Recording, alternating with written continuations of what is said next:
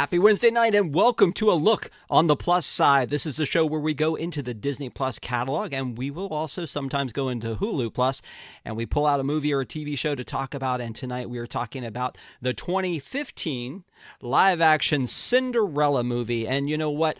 Cinderella, usually when I conjure the name Cinderella, we conjure this lady. It's Stephanie. How are you? Doing great. Happy to be here. I think I'm going for the record of the most Cinderella different movies, but most Cinderella reviews. Yeah, no, for sure. As a matter of fact, as I'm rewatching it, I had this amazing sense of deja vu because of how many reviews we did on that other thing that we used to do, and so we're starting anew. This is, if you think about it, it's the first Cinderella review on A Look on the Plus Side. So thank you guys for being with us tonight. We appreciate it. If you have not already, please subscribe to this channel. It's called the Park Adventurers Club. This is where you can find me. You can find Stephanie, Shannon, Patrick, all of your friends.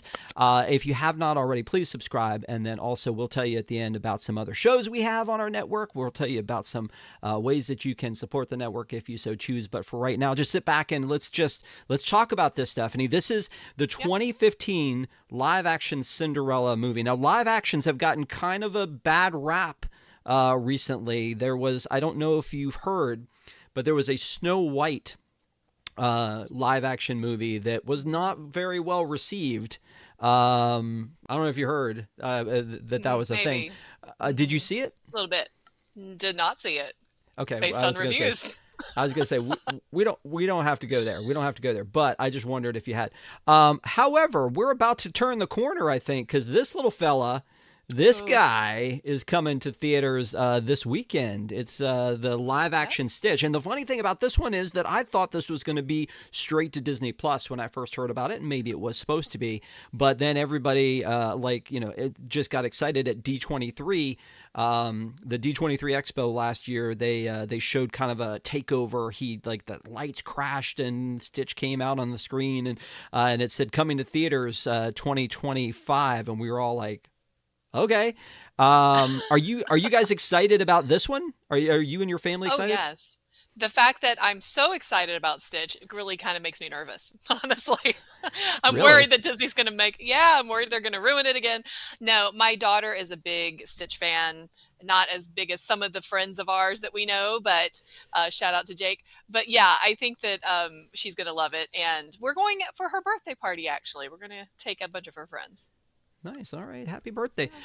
So the live action list is pretty deep. There's Mufasa, the Lion King, which was the sequel to the Lion King, and live action is kind of a loose term in that one because they're all CGI characters Right. in kind of a realistic environment. So that's a little bit different. But we brought back Beauty and the Beast. We brought back Aladdin. We brought back The Little Mermaid, Snow White, Cinderella, Sleeping Beauty, kinda, because we had Maleficent.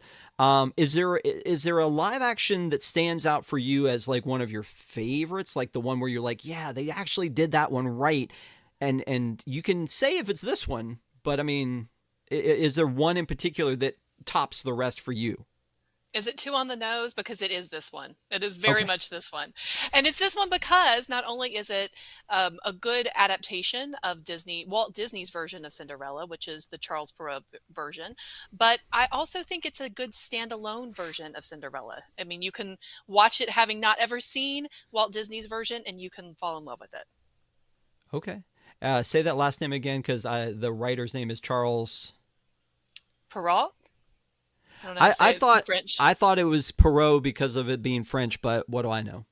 Oh, I don't know. I'm still trying to figure out the Gal Gadot situation, Right. so I'm not really up on how this one goes. But yeah, like I read that as well, and Charles Perot.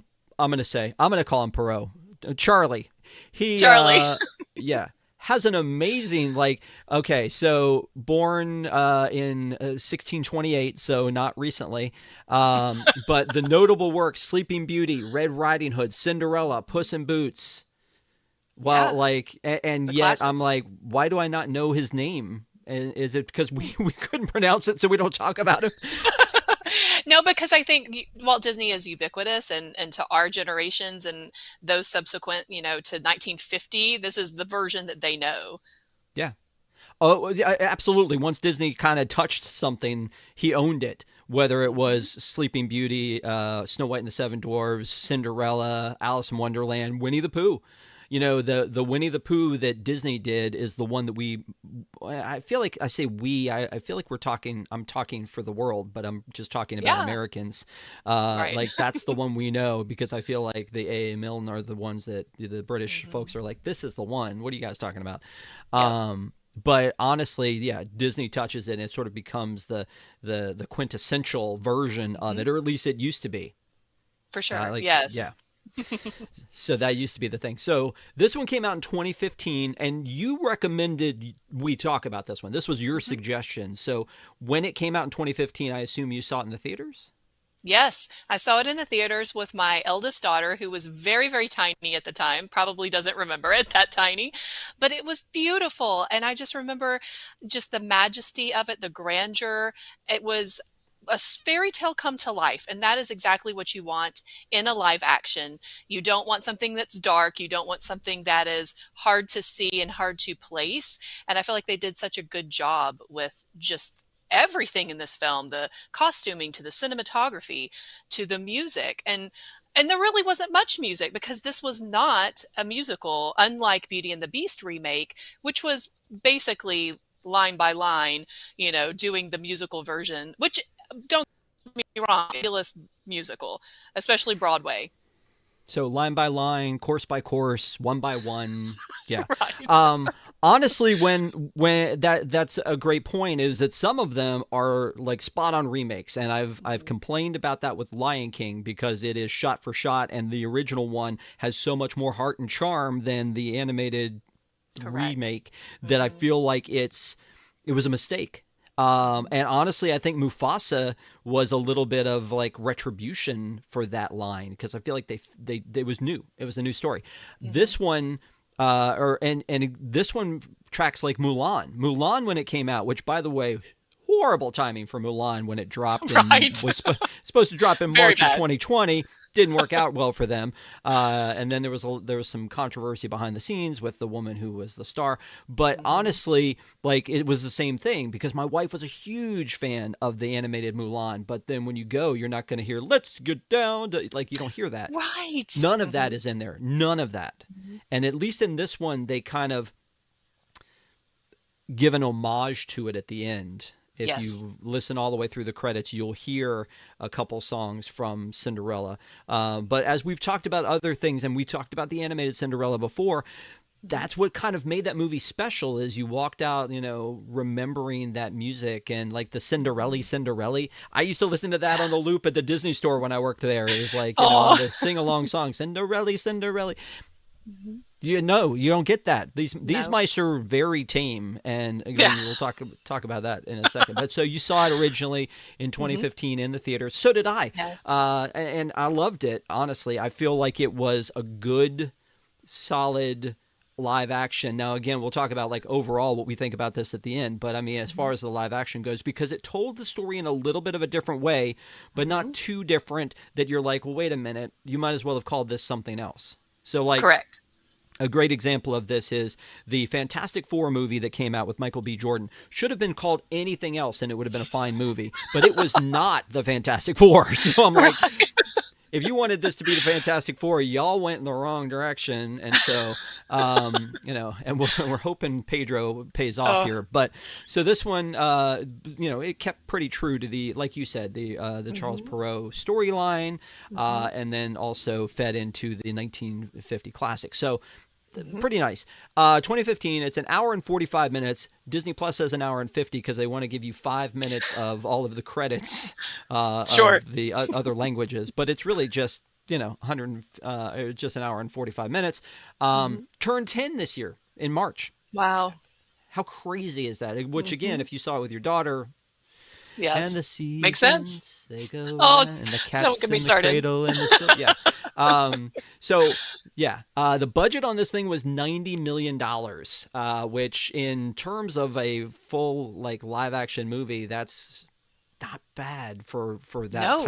that time period. I just saw The Accountant 2, and I was looking back at what The Accountant 1 cost, Hmm. and totally unrelated to anything except that I just happened to look it up today. And The Accountant 1 with Ben Affleck and John Barenthal and John Lithgow was Hmm. 44 million.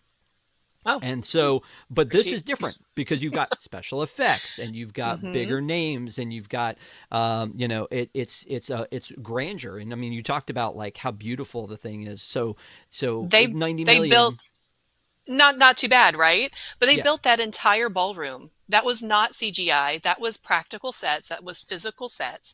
And they did it all in marble. And let me tell you, I am building a house right now, and I can tell you what a marble powder room cost. And how in the world were they able to do that on that budget? I don't know. Yeah, so $90 million. It made 542 million worldwide, so $500 million, not bad. 5 times really what it cost to make. We don't know how much they spent on marketing. We don't know any of that kind of stuff. Right. But again, They usually say what, double the production cost or something? Because, is how assume much that for that's advertising marketing. usually? Yes. Marketing, Hmm. yeah. Yeah.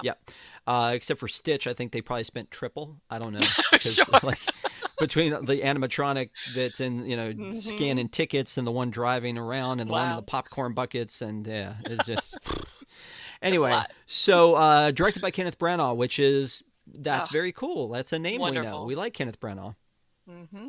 Yeah, absolutely. I mean, he's most well known for all of his adaptations and of Shakespearean plays and movies, but he's a fantastic actor in and of himself. And I feel like that those types make the best kind of directors too, because they know what they're looking for.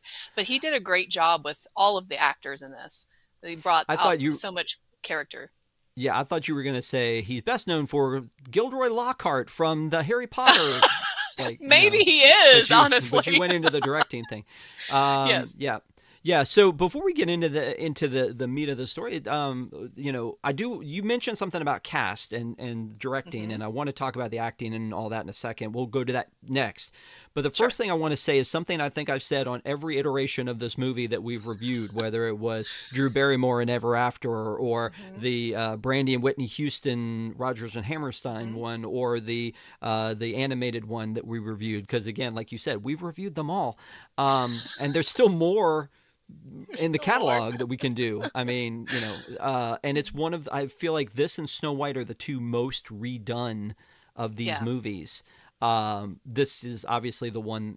A lot of there was one that Disney did for Disney Plus called Sneakerella. It's not on anymore, by the Yes. way. I think they pulled it off, but it again, there's a lot of that kind of stuff. These remakes, but this story in particular, I've always said, is inherently sad, sadder to me Hmm. than any of the rest of these movies. And like Hmm. obviously if you go to the original source for The Little Mermaid, that doesn't end very well for her in the No. original. But this movie or this storyline is so sad to me because she loses her mom. Hmm. Tragic. But then her dad finds somebody else and then he dies and then she's left with the somebody else and the sisters and just becomes it just she goes from being in a wonderful like loving family to being in this just this oppressed sadness, Yes. and it Abusive. is just inherently sad. Yes. But that's what makes the redemption at the end of him taking her out of that and being able to come away from all of it that much better. You go through all the emotions with her, and especially in this particular film, because they show so much of the beginning is what is it, like the first 21 minutes or something of the film is her and her parents, and you see her wonderful happy childhood and how close she is with them and growing up and everything. So that's what gets you emotionally invested in the character. Gotcha. Well, I'm okay with that. And again, I like this track a little bit better Hmm. than some of the others because a lot of it's explained Yes. Hmm. along the way. They make a lot of explanations in this one that make it better for me. And I Hmm. guess we'll talk about those as we go through it. But let's talk about the acting. I think overall, acting wise, it was very well acted, and I think as far as casting, I think it was very well cast. There's only two I agree. characters in it that's casting I question a little bit, but Okay. but but overall, I think the acting was good. The only time the acting got me a little bit was there was a scene when they all go to the ball and she doesn't get to go to the ball, and she's just devastated, and she just runs from place to place and just Right. and I'm just like, what are we Distraught. doing? Yeah, I mean, again, She's a teenage girl, Rob. That's what, that's what's happening. She doesn't know where to go. well, honestly, I feel like in this one she gets more time with her dad than I feel like she does in most of the others. When when he finally passes away, that she's a little bit older. For sure. But yeah, I definitely, like, when I saw like that scene, I was like, up till now you had me, but just this overwrought. I don't know. That one was something. And then I was looking Well, for it. So hang on a Lily second. James, Lily James was, new, I guess, in the sense that you haven't, yeah, there she is. You hadn't seen her in much, but this was like the height of her being on Downton Abbey. So I don't know if you ever followed Downton Abbey. I was a big Downton Abbey fan. I didn't. And she played Rose in Downton Abbey, and Rose was a little bit, shall we say, rebellious, and she was kind of going against what her family's wishes are for her, and being the rebel in the 1920s or whatever, in the flapper era and that kind of thing. And so, yeah, her character there was completely different from the character of Cinderella, and the elegance and the grace and the kindness, and I really I think that's why they maybe cast her. I mean, she looks the part. Let me tell you, she looks amazing in the entire thing. But yeah, that was kind of that 2015 was like between 20, I guess, 12 and 2016 is when she was on Downton Abbey, something like that. It was Mhm. kind of in that height. Yeah, I mean, and again, for the most part, I think she does an amazing job of embodying the character in a modern way that I thought was really appealing. But again, Hmm. this part with her going, just running, running, running, running, and then just Just like, stop. just something about that one, I was just like, doesn't If feel they had right. had her fall to the ground, maybe even just a little bit more dramatic, that would have made it better for you. I don't know. Uh, Trip over the fairy godmother. No. Fun fact: she actually, her given name the last name is not James. That was her father's name, and she took it Mm. because in the Actors Guild, you may have already read this. In the Actors Guild, there was already someone with her name, so Oh, uh, she took she took her dad's first name as her last name. So very cool. Well, I I know know that her grandmother was an American actress, so that's pretty cool Helen too. Horton. Hmm. Yes. I was gonna see if it said her birth name was Lily Thompson, not Oh, with a okay. P, but Thompson. Thompson. Hmm. Yeah, Thompson. So, um, but let me show you something that occurred to me, and I can't get it out of my head now. Okay. Uh, so hang on a second. So this is Lily James right here, Hmm. and this is Lily and James Beautiful. Potter. Right? I saw that. Exactly. Maybe she I, was just I a really big Potter fan. I don't know why I've never heard that or thought about that before, but I was like, Lily and Hmm. James, Lily and James Potter. We got it. We figured it out. I Exactly. don't know. That was completely random and had nothing to do with this movie. Just like how much the accountant cost to make. I'm just rolling with lots of useless, Good untied facts. facts tonight. So again, I think that in general was one of the acting weaknesses to me, and then the one when Helena Uh-huh. Bonham, I'm tripping up on this one too. Bon- I think it's Helena Bonham Helena. Carter, Yeah. Helena Yes. Bonham Carter, who plays the fairy godmother. HBC. She was in like these old tattered, like, this old tattered Yes. outfit and had the old lady makeup on, Hmm. and she couldn't talk in that makeup. It was so I think the Okay. acting was a little bit of a That stumper wasn't there. I don't think it was her. I'm going to defend her just slightly. If you've ever Please do. watched the show Face Off on Sci-Fi, it's an amazing show. You should go back and binge all 12 seasons or whatever it is up to now. But it is about makeups. It's about these Hollywood, production makeups, and it's an elimination reality show. But one of the things that they always talk about is the ability to emote. And the actor, it's not the actor's problem. It's the costuming and the makeup design that's the problem. So what I see is that she has this smooth philtrum, which is the part in between that little space right there, in between your nose and your lip. And that's the problem, is that it's smooth on that makeup and she's not able to articulate her upper lip very much. So I think that that was not her fault. I'm going to give it to her. But later on, when they have these terrible white veneers in, that just drives me nuts. So sorry, makeup department. Yeah, yeah, you could definitely see that. I thought that was her choice, though. I didn't know that it was the makeup department's choice. But It's not her real, um, well, not her real teeth. oh no, No.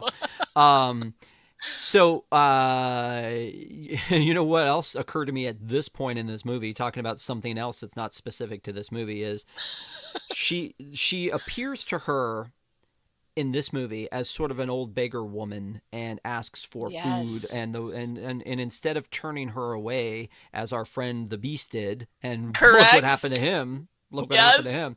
This feels very similar, and instead Yes. she doesn't even hesitate, and she says, "Of course, whatever you want. Of course, I'm so sorry. Mhm. I'm not being hospitable enough. I'm just being about me this at this point, my problem. Mhm. So here, let me get you something."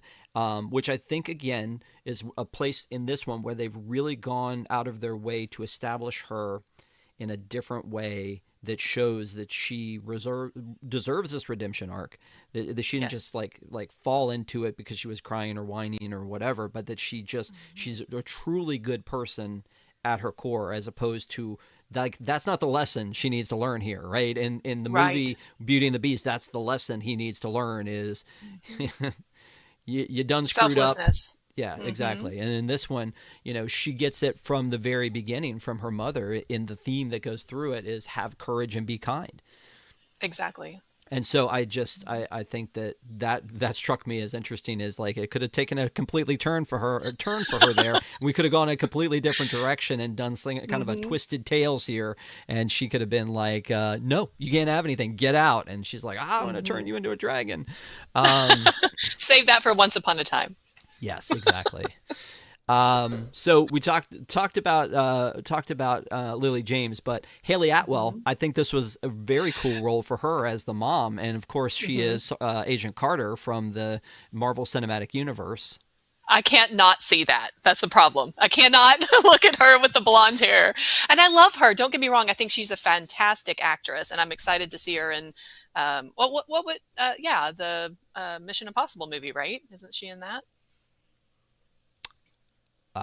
Sure. I mean, I know she's coming Anyway, back to the MCU, so okay, okay. But yes, I totally agree. I just always see Agent Carter whenever I look at her. because she's been Peggy Carter in most things I've seen her in. So obviously, Hmm. I mean, that's how we're gonna know her as Peggy Carter. But yeah, I think she does a good job, but I get what you're saying. There are some times where Hmm. you look at a character or an actor and you go, I can't buy you in this role. I don't. Yes, Mission Impossible: The Right. Final Reckoning, she is in it. But she was very good, and I will say the only thing that I initially, when I first watched this movie, and I have a little different take on it now, but I come away and I say, "Oh my gosh, they just killed her off like that." Like they just she walked out of the room saying goodnight to her daughter, and then she falls down dead, basically, you know.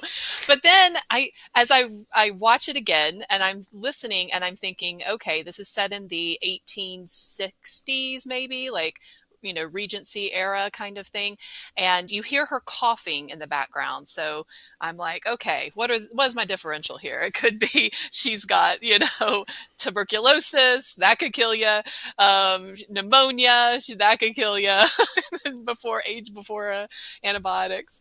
So yeah, I guess it's possible. Maybe she had a pulmonary embolus. Who knows? The thing in everything where they've got tuberculosis and they go, Yes, it's true though. but I mean, it's like a cough, and then they show the audience the Hmm. blood, and it's just like, oh, yep, Correct. it's the consumption. It's Um, consumption. You yeah, can't show blood in a kids movie though. That's probably why. gotcha. All right. So Richard Madden, who plays the prince, is Rob Stark from Game of Wonderful. Thrones. Yeah, you're a Hmm. big fan. Yeah. Better Oh, in again, Game of Thrones than Internals to me, but anyway, that's my personal preference. but I'm. I mean, I think he did a really good job. Again, I mean, it's. Hmm. I think that was he's so well cast. I totally buy him as the prince in this one. So, yeah, for For sure. sure. The dad. I think that Ben Chaplin did a good job as her father. Um, Hmm. Stellan Skarsgård as the Grand Duke again. Maybe it's the Marvel Cinematic Universe at work again, but I'm just not Yeah, buying him in that it's hard. role as much because it looks like somebody took the guy from Thor and put a weird mustache on him and was like, "That's no, Yep. that's not him. That's the Grand And the Duke." ponytail.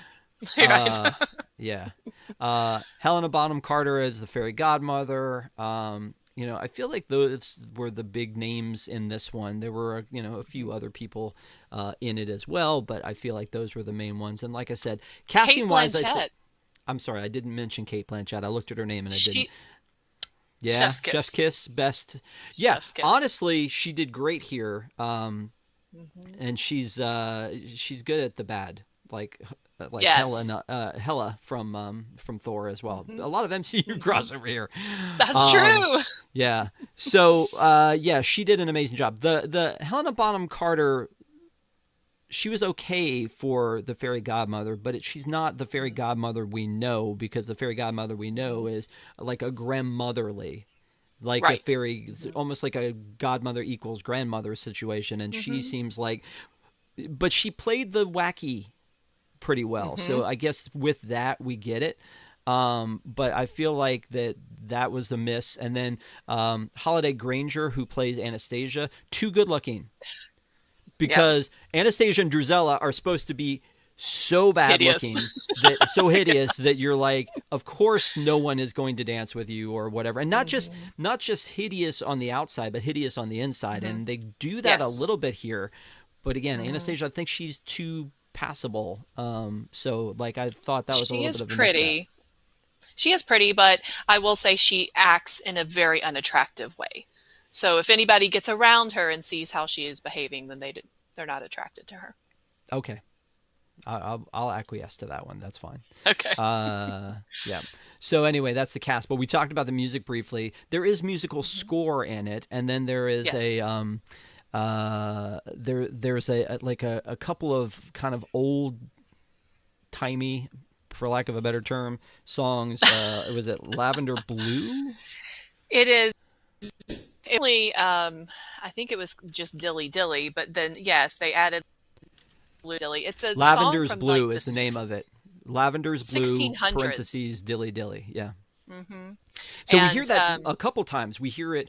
She's singing it with her mom, and then she's singing it mhm. later, and then she's also. It's like the score of it. I don't know if you noticed this, but the score of it, you could hear that in when she dances with Yes. the prince. Of Yes. course, you And heard that. it's a callback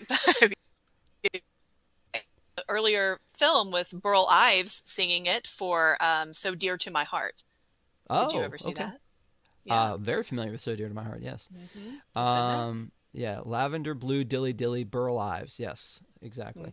Hmm. But yeah, so Lavender Blue is used a lot in this one. But like A Dream Is a Wish Your Heart Makes, Cinderella, like we talked about, and Bibbidi Bobbidi Boo, we don't hear those. But at the very end, you do. You do hear those. But there's a song. What is the song that Drizella sings in the movie? It's like Sing Sweet Nightingale, but yeah. it's not that. Yeah, Right. No. Well, what she's it's singing is terrible. not that. What she's singing is Yeah. like a Shakespeare thing, Hmm. but Hmm. it is credited in the movie, so I don't know where it was. Oh, well, you mean the scene where she's playing like the piano forte Right. and That one. But Anastasia? she's playing a Shakespeare piece in Yes. that one. Hmm. But Yeah. because I went back and rewound it, and I was like, wait a minute, it's in the end credits. It says that the Nightingale song is in here. I was like, I don't did know I where it miss the is. call back there? So I must have missed it too. So I feel like again we've gone through this movie and we played zero Mhm, of the music, and yes, they do give it a little mhm, bit of a throwback where Lily James sings the "Dream Is the Wish Your Heart Makes," and then mhm. there's a weird transition in the credits. If y'all haven't gone back and listened to the credits, you should. A weird transition where Helena Bonham Carter goes, "That was great, Lily. Now my turn," and then she sings "Bibbidi Bobbidi Boo." It's like, Yes. why did we do that? I Stark. Yeah, Yeah, that's a because you thing had to for fit sure. it in. I And one more guess. thing about Dilly Dilly. So one of the lines says, "You shall be king, and I'll be your queen." So I feel like that's a foreshadowing. They use that on purpose to be able to sing as she learns this from her mother. It's a you know a lullaby, a bedtime tale that her mother sings to her, and it means something, and then it foreshadows it. Yeah. Okay. We so yeah, so there's the cast and then the music, and so we really haven't talked about the story, but I feel like the story is pretty self-explanatory, the way that it all works out. We do see a lot more in this one of like her early life, like you talked about, like the first 21 minutes. Like we see her dad come home and the happy relationship that she has and how much she loves him and how much she loves her mom, and how great their life is, and she gets along with the servants, and she's loved by everyone. And then her mom passes away, but then they get through it together, and I think there's a line after her mom passes away. It said like, thanks to time, sorrow turns to memory. Yes. And I was like, oh, that's a nice way to put that. That's good. Hmm. And so then she's with her dad, and they're hanging out, and he's like, oh, you know what? There's this woman. If you don't mind, I'd kind of like to marry her. She's like, I just want you to be happy. You shouldn't be afraid to tell me that. Hmm. Well, careful Yeah. what you wish Well, for, because it turned out to be not so great. But also they show that he and Ella can't get over, and never will and shouldn't, how much they right. loved the mother. But of course, the bad evil stepmother wants nothing to do with, like, she wants none of that to be around. Do you have Well, thoughts? what's interesting to me is that they take the time to explain who the stepmother's first husband was. And Cinderella even says that, oh yes, he's the head of the guild or what have you. And so like she knows this man, and he says yes, and he passed away, and now his wife is free to marry, and can I have one more moment of happiness or whatever. But then when they're in the study later, and she says, do you miss mom? And he says, of course I do. And then you see her stepmother on the outside looking in and feeling jealous. And then, if I can jump ahead even more to the end, when she's telling Cinderella in the attic, once upon a time I married, she didn't say I did, but this was her. She married someone for love. So why is she jealous then, to me? Because if she married her first husband for love and she admits that in the end, she should understand that's something that brings her and her second husband together, is that they both love their first spouses. And Mm-hmm. it's something that they can, understand of each other. Why is that? Why is that a source of envy? That's what I'm Yeah. wondering. I don't know, but again, in this one, I do think they do a good job of setting up the rules and explaining the motives of each of the characters. And in this, like she's got jealousy because she wants to be the one Very that's much. embraced and loved in this relationship, and she's not, because they still have the ghost of her mom, or the mom, in the house, and I think she like resents that. One of the things, before we go any further too, that I pointed out, I think in every single one of the reviews we did, is that the sisters, the stepsisters' names are always different, except Yes. here they match the 1950s animated. So Hmm. the Anastasia and Drizella, and then her name is Lady Tremaine, but we don't know that until she requests that they announce her at the ball. And at first I thought, oh, because she says, call me madam, and Madam. and Hmm. and then the credits in IMDb list her as stepmother, and so I thought, oh, so we're not going to identify her as Lady Tremaine. But then she does the whole thing where she says, hands them a piece of paper and says Lady Tremaine, and I was like, oh, okay, so that was the only time, to my knowledge, that they referenced her as Lady Tremaine. That's interesting. Yeah, I don't think they make a big deal about it, but it had to be from her first husband, from her first marriage that they talk about in that scene. Yeah. Um, yeah. So the other thing that I think, sorry, the other thing is that I think of from like a motive standpoint is, I think we all wonder in modern day, like, why wouldn't you leave? Why would you put up with this? And and Oh, and okay. they justify it here, I think, in the fact that Yes. that she's been given this directive from her mother Yes. Hmm. that she's always supposed to follow, which is, again, have courage and be kind. And so she's not going to waver from that. It shows her strength of Hmm. character, but that's why she's committed to being there. And then she talks about it later. This was my house. This was this is where we had a Mm. family. The house was the place, and so I honor them by Hmm. honoring the house. But I mean, as they push her and they bully her and they make her the servant, and that's another thing. It's like, it never occurred to me, why is she the servant? It's because they couldn't afford the servants. They dismissed them Yes. and made her the servant. And then Yes. also the twisting of words when she's like, how I just feel so bad for my girls because they're all cooped up, and she's like, oh well, they could switch with me in my room, and she's like, oh, and you go to the attic, great. It's Right. like, just inch by inch is how we lose control here, and I think that Yes. really painted that picture well. But you were going to say something. Master manipulator to rival Mother Gothel. Gothel. That's who she is. But Yes. really, I agree 100% with everything that you say. I'm going to add to that though. In two scenes, it explicitly states why Cinderella is still there under the physical and emotional abuse that she's suffering. Number one, in that same scene with her dad before he leaves on his very last journey, he says to her, be good and kind to your stepmother and your stepsisters as I'm gone. And then it ends up being that he leaves forever. And then number two, she's walking through the market with a friend of hers and they're conversing before the big announcement of the ball. And she says something to Cinderella like, why don't you just leave? And Cinderella says, because I promised my parents I wouldn't. And that's why. And so she's there. She's trying to, like you said, have courage and be kind in her difficult circumstances, but she's there because she's loyal to her family and loyal to her Yeah. parents. No, I And agree. yes. But again, I love that. I love that they explain it because, Hmm. when you only get it in a short, brief cartoon and it's designed for kids and families, you don't get those motives. And Right. again, in 2025, we want more, or 2015 at that point, we want more explanation, and Yeah. we want more, motive. And so I think that's, again, what's great about Maleficent is we find her motive to be who she is because of how she was Hmm. pushed. And in this case, it's like, why do you stay? And, she explains why she stays. She goes up into the attic and she's talking to the mice and all that stuff's happening.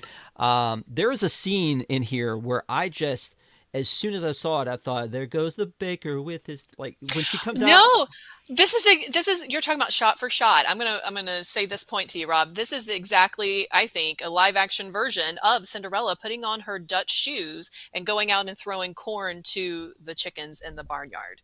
Except you don't have Bruno the dog, and I miss Bruno. He was a great character. I wish they had included him. Um, I don't know how many times we have to explain this, Stephanie, but we don't talk about Bruno. Apparently, they don't either. Poor Bruno. Yeah, but Lucifer was in here, and he's a Mhm. feller. But you gotta be afraid when somebody decides to name their pet Yes. Lucifer, right? Why would you want that pet? It must be very mean. Yeah. Um. So the animals. Let's talk about the animals. So, like you said, Yes. there's no Bruno in this one, and again, Mhm. we don't talk about Bruno. I But the mice, like, I feel like they turned Jock into a girl. Isn't They it like did. Jacqueline? Yes, is Jacqueline, Teddy, Tilda, and Gus. And I don't know. I don't know why they did that, but I don't care. That's fine. I think that it worked for what they wanted to do. I think that for the most part, when you're talking about the animals, the reason why this movie worked is because they used real animals. Go back and watch the review with you and Shannon did on the 101 Dalmatians live action because they're using real dogs, and this one is not CGI animals. They're well, I guess the mice, There's and, some and their CGI. Come on. emotion. There's some CGI, but they used horses. They used real, cats. They used real animals for the most part. Can I tell you my favorite bit in this entire movie, and I don't think I Hmm. ever recognized it or saw it before, is when they're in the greenhouse and they're changing the pumpkin into a carriage. The goose. Did you see that? Oh no! Watch the When it goose. explodes. Okay. Watch the goose right in the background. Yeah, that is good, What? Like that's perfect. Like, Mr. it's just like Goose. he's just What's happening? yeah, he's just peeking in. And she's like, "Oh my gosh, I'm not going to look." And he just kind of leans in. Like it's like I'm, I don't Affleck. know. Yeah, pretty much, pretty much. Yeah, I didn't love that scene because it was very much like it was a little silly. But again, like I said, that I think they were trying to make the fairy godmother a little wacky. And so Yes. that's a thing that happens. But when the pumpkin turns into a coach inside of the greenhouse, it's great that they use the pieces of the greenhouse to make it the coach. But then my Yes. question is, it broke the greenhouse. When the spell was broken, did the greenhouse just show up again in its full form? Otherwise, I feel like Madam was going to have a lot of questions. Like, that's the question that was like lingering out there for Yeah. me, which is also Where'd it to go? say that at midnight, all of the magic goes away Hmm. except for the shoes. Do we? I feel like we've talked about that before. I've That's always a I've sticking I've point for me. explained this. I know I've explained this. They're a pair, and so you separate one, then the other one stays like that. That's what I in my mind. That's is why. I've explained the thing I've made up. Yes. Here's my theory in this Basically, it one. It's works. because she's done everything else. She's Hmm. modified it into something. Everything else she has made this Ah. into that, except for the shoes, because she Mm. tells her to kick off the flats because they're ugly and she hates them. She does. And then That's a she great makes point. them out of nothing. She says, "I'm good with shoes," as opposed to the coach Wow. was a pumpkin, the Hmm. footman was a lizard, etc., etc. So that's the Hmm. only thing that is holding that together for me, and I can kind of hold on to that as part I of the like it. rules of how that works. I'll go with it. Um, yeah. Thank you guys for everybody who's in the chat tonight. I see Care Bear and Fire Chief and Rosita and Ronald and a few others are in here. But because you guys are in chat and because Rosita is the trivia queen when it comes to these Oh things, no. Okay. it is Rosita, time, help me. Stephanie, to hand you some trivia. It's like, Care Bear and Rosita are back and forth about being like into the trivia thing. So I definitely want to make sure that we get Yeah. in trivia about these things. And for those of you who've never watched A Look on the Plus Side, basically I go through the movie and notice things and then ask people the things and annoy them. That's how that works. Yes. So Prove so that we're I've not observant. so I've got quite no. I think you're good here. I think you do better than anybody else. So don't even. My Oh. favorite again was when we did when Maleko and I did one, and afterward we did Moana 2, and he said Mhm. afterwards, he said, I'm just embarrassed that this is all about a movie I watched 12 hours ago. Exactly. Short-term memory loss. Right, exactly. Uh, so Rosita said it makes you really watch. So Yes. I'm gonna start easy. I'm gonna start super easy, Okay. super easy. There's a lot of narration in this movie. Who is the narrator? It is the fairy godmother, Helena Bonham Carter, I Yes, think. but it doesn't sound like her at the beginning though. Right. Hmm. And so like I was curious about that too. Now she names herself at the end as Yes. like that Hmm. I'm her fairy Little be godmother. me. But also Yes. if you watch it with closed captioning on, it actually will tell you that it's Cheater. like fairy godmother is speaking. No, I'm just that's what I said. It started out easy, right? When Ron was on, I was asking him color questions, and he was like, I'm colorblind, right?" And I'm like, "Dude, why would you do this to me? Why?" So I have to Not helpful. preemptively ask you: Are you Okay. colorblind? I am not, Okay, to all my right, knowledge. all right, all right. So when we first meet the prince, aka Kit, what Mhm. color jacket is he wearing? Oh, he's wearing a lovely green embroidered jacket in the forest. But the costuming designer, she was phenomenal, by the way, Mm-hmm. Oh, all we've got to throughout. talk about the I could dress in a second. talk about the dress. But she put blue up against his face. At every scene that you see him in, he has a blue scarf in his face. He has bright blue eyes, and that makes Mm-hmm. his eyes pop. So yeah, it was green. Oh no, he's the whole package. There's no doubt to me about that. But like when they showed him in the very next scene when he goes back and he's hanging out with his dad, he's got on the brightest blue here. Yes. Very And royal so yeah, blue. I get that, but yeah, he did have like a blue ascot or Ascot. scarf, yeah, in that other scene. So, yeah, 2 for 2. Just bonus onto that. Do you know what color the pad on the horse underneath his saddle was? Goodness, no. It's Red, also I'm gonna it was guess. also green. I just Oh thought you would shoot. know. Yeah, that was the thing. That was not an official question, so you're still two for Okay. two. When the stepmother and the stepsisters arrive at the house in the beginning, they have Lucifer on a leash. What color is that leash? Ah, the color questions. I'm going to go with pink. Was it pink? Stephanie, you're 3 for 3. It was pink. What? Oh gosh. Yeah. Woohoo. Yep. Yes. Okay. So this is a little random, Oh no. so I'm not sure that you will know this, but he is named. Oh no. When Cinderella's dad goes off, he goes off and on his last trip, he doesn't make it back, and the guy who comes to the door to let her know the bad news is a farmer. What is the farmer's name? She calls him by his name. Is it Tom? It is not. Oh, shoot. By the way, Steph 3 for 3, Rosita 1 for 3. They're keeping track in the chat, so just so you know. Rosita and I are on the same team. Rosita got it. It's John. Oh, John. Farmer Oh, my John. goodness. Farmer Farmer John. John. Come Farmer on John. now. Oh, Farmer John, what are you doing here? Which, by the way, that scene is so heartbreaking because he gives her the news. He gives her the thing that she asked for, which was the branch that brushed up against her dad. And then she says, "This must have been so hard for you. Thank you so much for saying this." And that, again, is so heartbreaking as she's welling up and she's trying to just process her grief in the moment. And for her to then reach out and say, "That must have been so hard for you. You to tell me. Yeah, exactly. I am so sorry that you had to deliver that bad news to me." Gosh. Meanwhile, the stepmother and the stepsisters are in the back going, "Where are my parasol? And we're ruined. What are we going to do?" And so that, again, it goes back to my point about how great the character building is in this to just tell you this is who they are. Their reactions tell you who they are.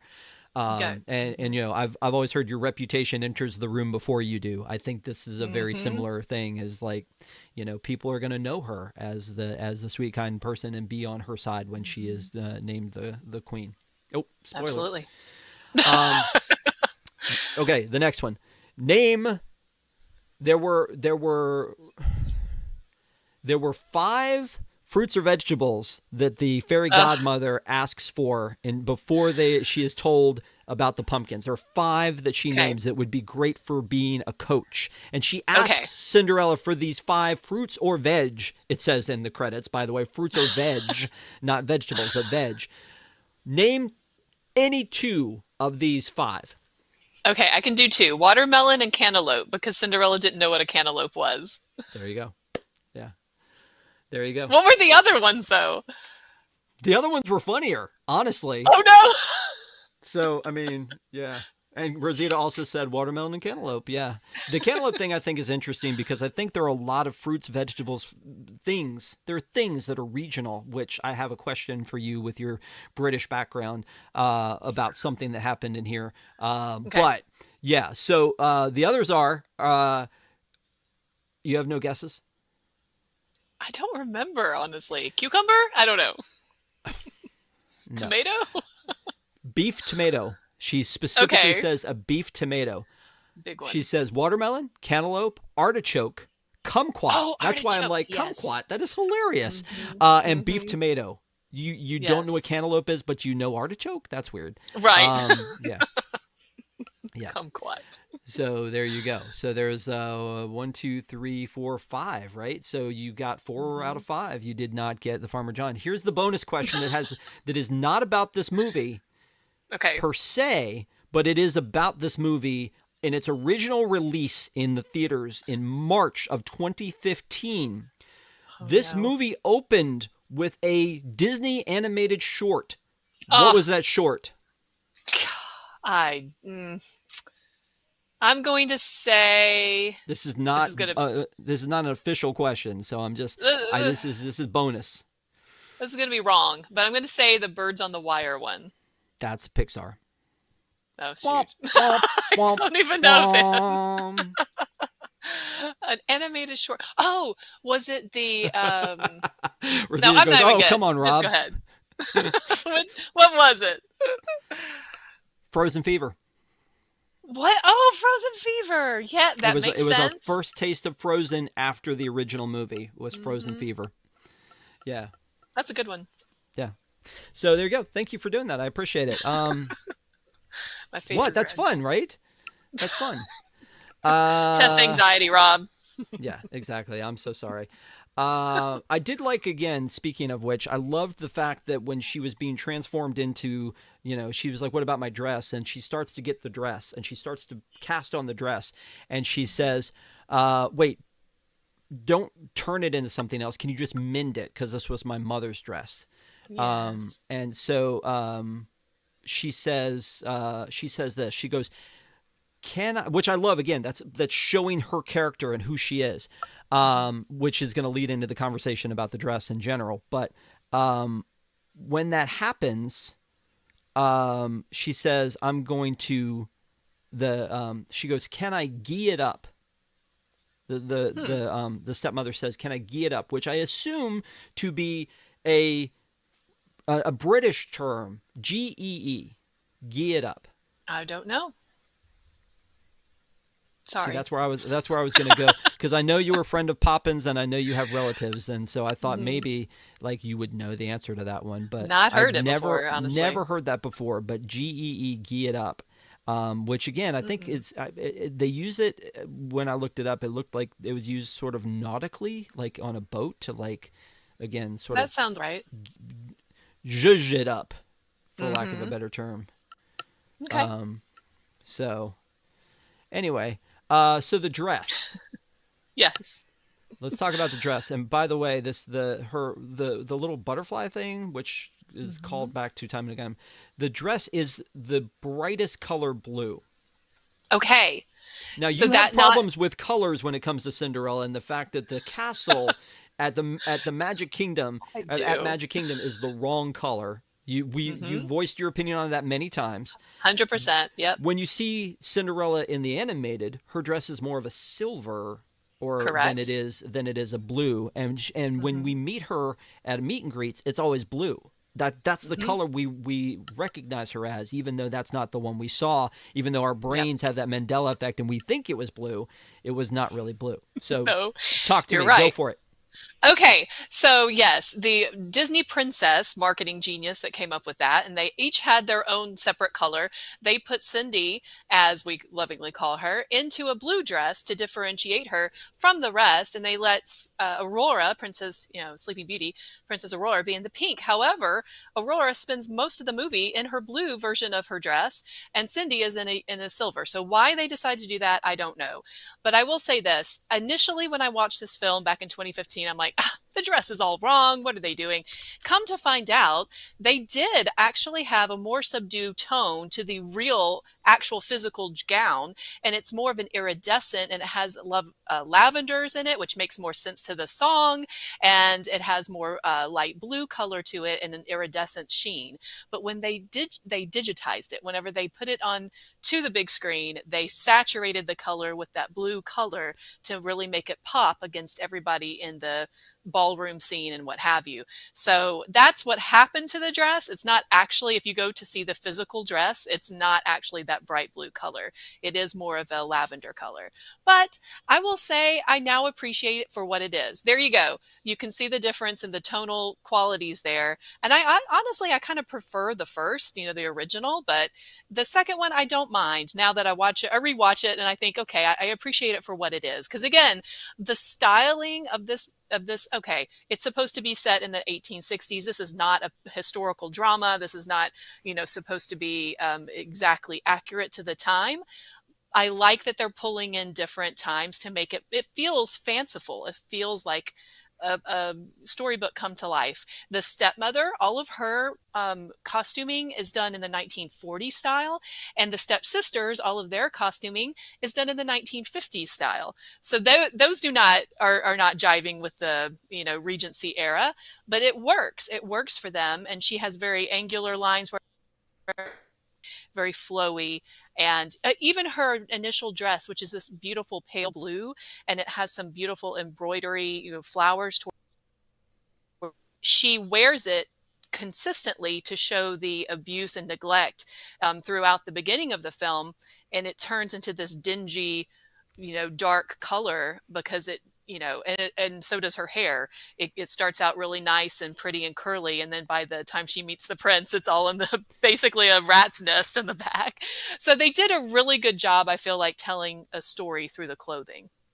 Yeah, this video I watched on WTF happened to the dress.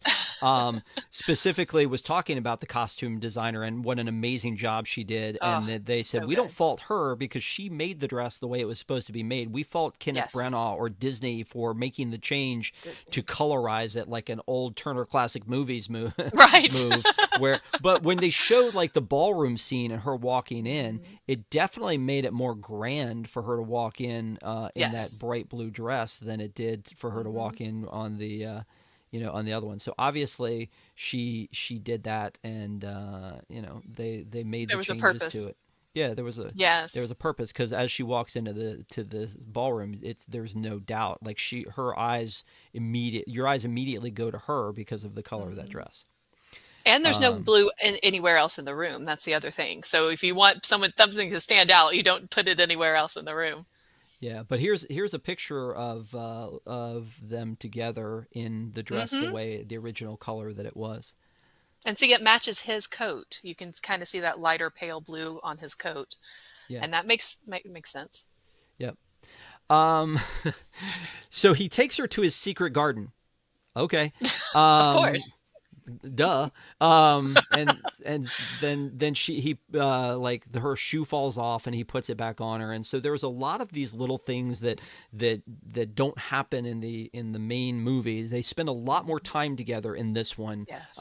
before midnight, and then she babbles something about pumpkins and lizards and runs away with plenty of time too, because she's got to get Right. out of the secret garden, across the maze, up the stairs, back through the house, out the front door, way down, and start her run before the group is coming after the Grand Duke and everybody else. So the other Hmm. thing that's happening here is there's a subplot, which I loved about Beauty and the Beast. I loved that they were like, Hmm. here's what happened to her mom. Wait, Yes. we never knew, and it's like the Hmm. beast with his mirror takes her to the plague room where she passed, and Hmm. we know you see the plague mask, and they don't say it out loud, Yeah. but we see all the pieces that say what happened. um Hmm. and so in this one, there is this subplot, which again justifies some of the things that we're about to learn in the fact that that the Lady Tremaine overhears the Grand Duke talking about the fact it's like none of this matters. We've already decided who he's going to marry, and she overhears Hmm. this. And Hmm. then, when she finds out that the glass slipper belongs to Cinderella, and she, instead of just like breaking it at the last second like she does in the movie, she breaks it on purpose, walks out with the heel, goes to him and cuts a deal. Says, "Hey, look, I want to be a countess, and I want both of Hmm. my daughters to get some high level matchups so that Matches. we can, Hmm. yeah, so that we can really do well for ourselves." And it makes her that much more evil to Yes. me, Hmm. and conniving wise, not just like she's mean, she's Hmm. evil. And Yes. so I think that again, that paints their motives better, Hmm. and so I think Absolutely. that's pretty amazing. And then of course at the end we find out that the Grand Duke is literally the worst, and he goes off to get the Tesseract, and then Loki's there, and it's Oh no. it's all a Kate thing. Blanchett goes into, Yeah, Asgard and has a whole another thing. and then she's also Hiccup's mom. That doesn't make any sense. What? Yeah, it's crazy. Yeah. I mean, is this the best dress though? I mean, we've seen like, like the Oh, for sure. No, by a long the bell shot. dress got really just like trashed. People did It's not like not the good. bell dress. Mm-mm. Okay, so it's the best dress. So there you go. It's the best. So then, at the end, the prince is there, and in one last smoldering moment, which is different from Ever After. In Ever After, one of the sisters basically comes over to the good side and turns the rest of Yes. them in, is how that one Hmm. works. In this one, good over evil, the Grand Duke and the Countess, or whatever she wanted to be called, is run off on, they run out of town, so they're no longer a Hmm. problem, and they get them out of there, and they all live happily ever after. Hmm. And she, in one final like moment of just grace, she turns Hmm. around and she looks at the stepmother and says, "I forgive you." Yes. Is there a That's heart for the stepmother though, because she doesn't know forgiveness, she doesn't know how to give grace, and the fact that Cinderella can do that, because again, forgiveness is more about you. It's not necessarily saying it's okay what you have done, but it's I forgive, my anger towards you, yeah. basically, and it's for her. And by the way, the wedding dress is the best dress of all. If we're going to talk about dresses, her wedding dress is amazing, gorgeous, with the embroidered flowers. It looks beautiful on her. It harkens back to the 1950s, 1960s style that Cinderella, the original Disney Cinderella dress is. Yes, gorgeous. Everything about that is perfect. Everything is awesome. Yeah. Yes. And I will say one more thing about the difficult. You see much more of the prince now, and you see his relationship with his father, and that is very touching and sweet. And his father is obviously dying of congestive heart failure or something like that, and he knows he doesn't have long left to live, and so they get closure. That's what you really get. You get closure, and then you see Kit become king, and then he still chooses, and he makes this comment to his dad. He says, why are we looking outside of our borders? We can look within our borders, because he really fell in love with this peasant girl at first sight. And I kind of agree with that. I mean, I think William and Kate would agree with that too. Oh no, you didn't. Um, I love that as a medical professional, you're constantly like picking at these illnesses. I guess it was congestive heart failure. I don't know. I'd have to take a horn and stick it to his Yes. heart to be able to Mm-hmm. understand that. When you see something like that, I meant to ask you that too. When you see something like the way they were Mm-hmm. checking out the king, this very fancy medical way they were taking, like they took a Mm-hmm. backward horn bugle and like pushed it. Mono-oral. That's how you call it. Mono-oral stethoscope, original stethoscope. There you go. Only you would know. That's the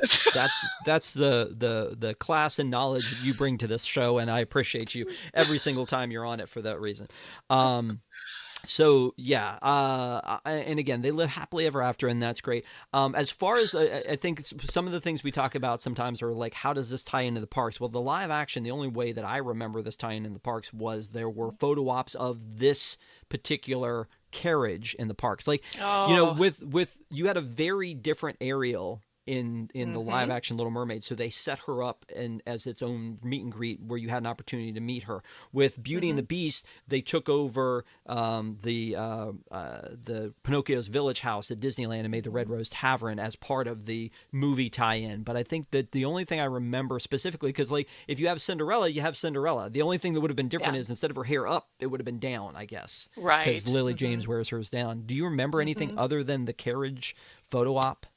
No, unless they had some of the costuming there in One Man's Dream in Hollywood Studios, or something to that nature. But I would have loved to have seen that carriage and sat in that carriage. Like, that is an amazing thing, because that was really, again, another physical prop, a physical thing that they did.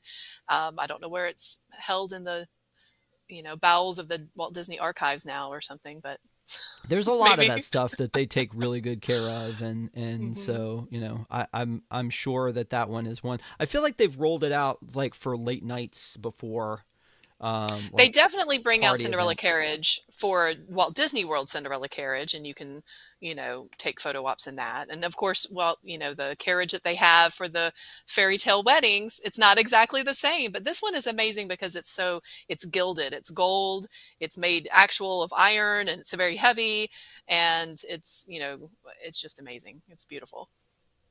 I was looking for a shot of it. So before we go, here's a somewhat of a shot of it, Mm-hmm. with also the mice turning into horses mid change, mid transformation, just Right. a little bit disturbing.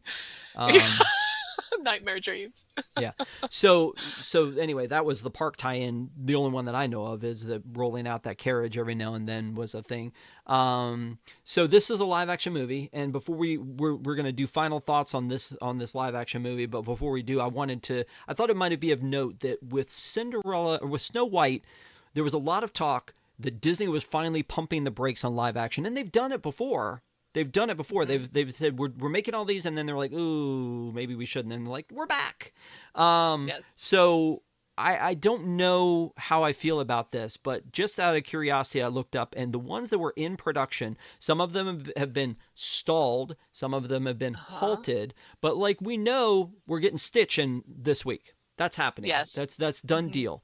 Moana, that's happening. That's Yep. already in production. Dwayne's producing, I think. We've Mm-hmm. already seen pics from the set, like all that. Moana's happening. Yep. The rest of the list, I think Tangled might be paused. Yes. Aladdin 2, Prince Charming starring Chris Hemsworth. Cruella 2, Maleficent 3, No. Hunchback starring Josh Gad, I think. Robin Hood, the remake of the animated one, by the way. Night on Bald Okay. Mountain from Fantasia. Aristocats, Jungle Book 2, James and the Giant Peach, Okay. Tinkerbell live action, and Mr. Mm-hmm. Toad's Wild Ride live action, which was actually the Wind in the Willows story. But Yes. so these are the ones that they're like, maybe.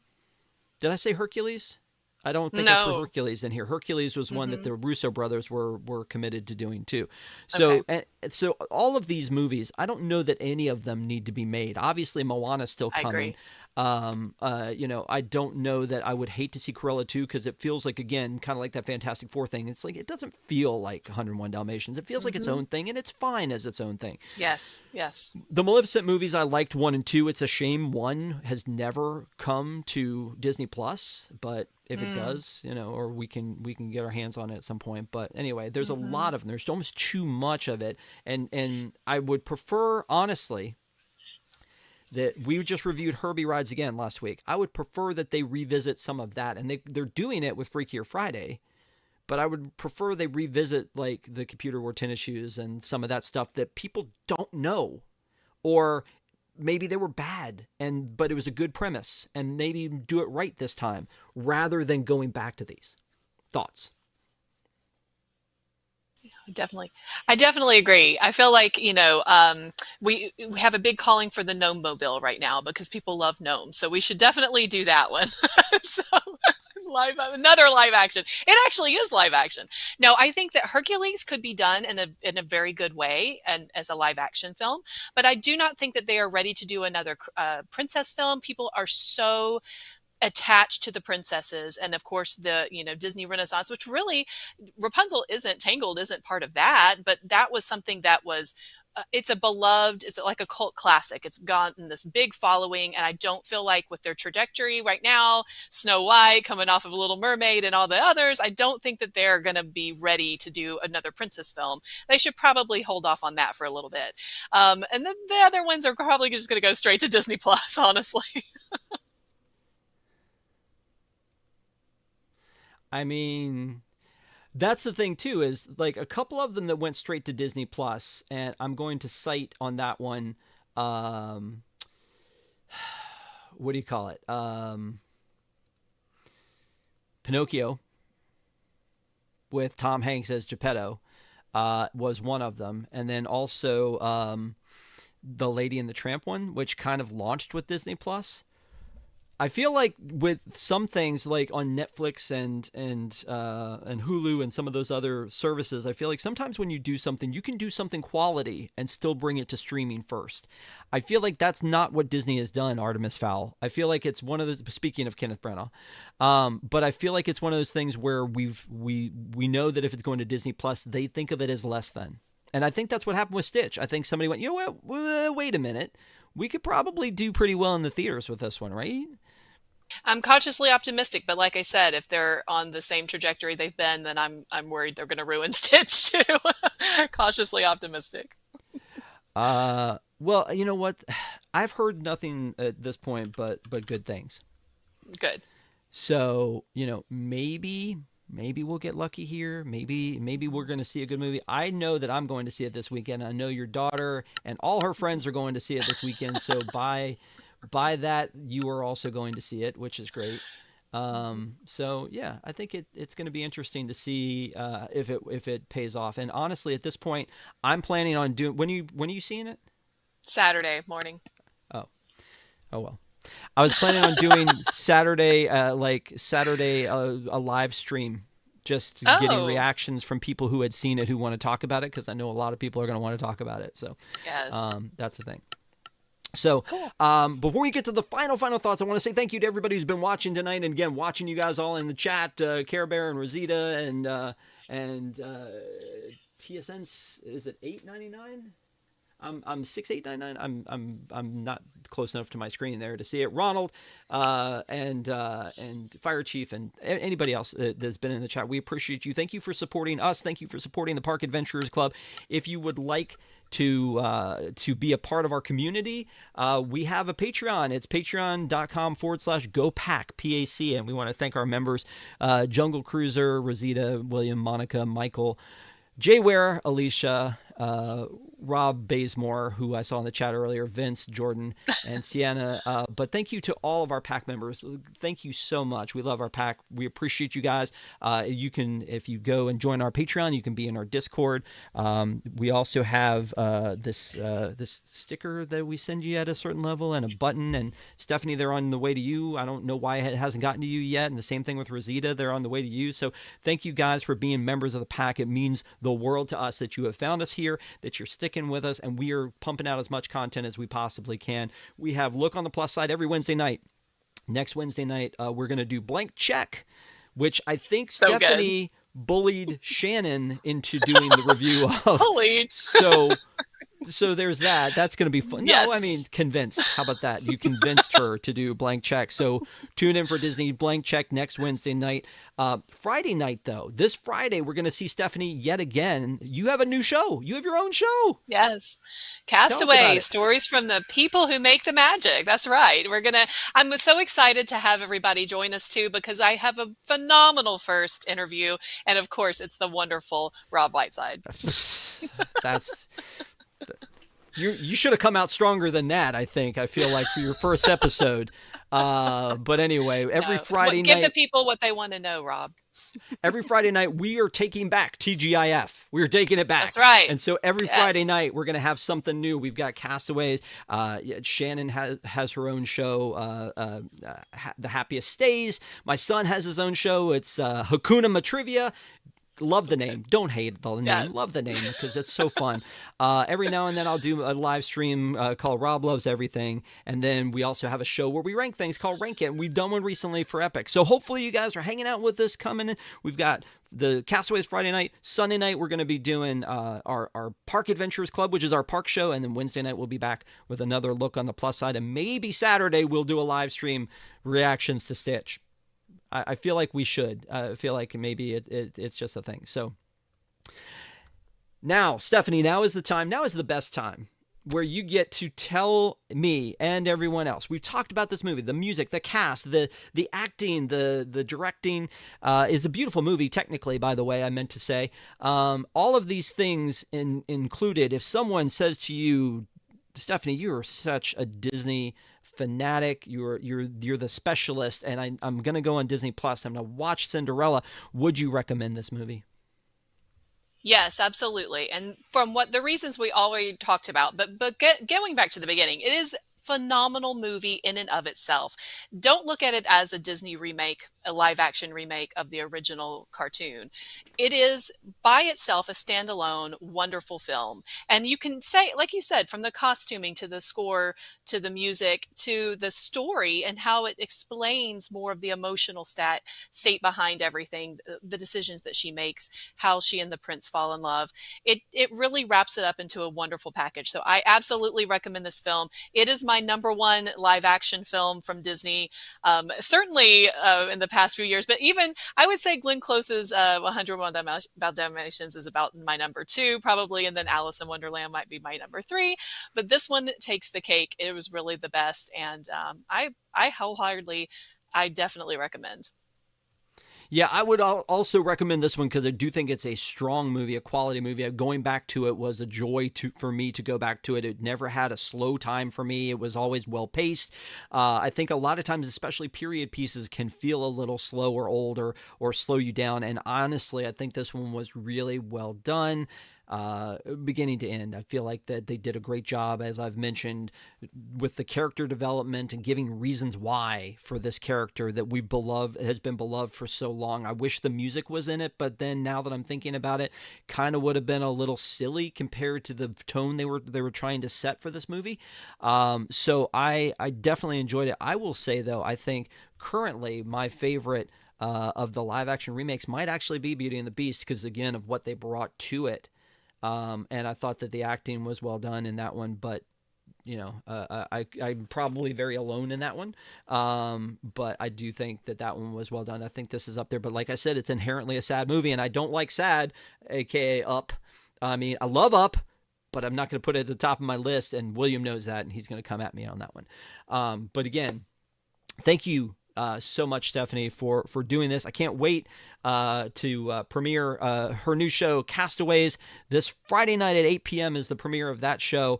And then I'll go back and watch last week's Park Adventurers Club that we had a couple nights ago because Stephanie and our friend Dave talked about the VIP experience at Disney, and I loved that conversation. I'm so glad we had it, and so please check it out. All of our content at parkadventurersclub.com. Thank you, Stephanie.